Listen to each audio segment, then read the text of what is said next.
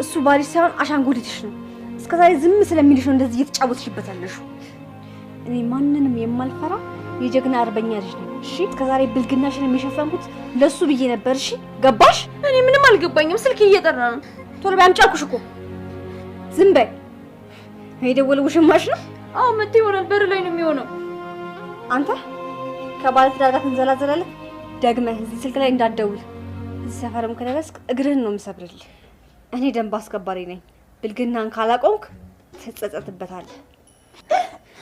አሁን ይሄንን ልብስሽን ትቀይሪና ቤቱን ታጽጃለሽ። ስሪ የምልሽን ነገር በሙሉ ትሰሪያለሽ። ተስማማን? እሱ ተፈቶ እስኪወጣ አንቺ ይሄንን የቤቱን ስራ በሙሉ ትሰሪያለሽ። እኔም ትምህርቴን በደንብ እማራለሁ።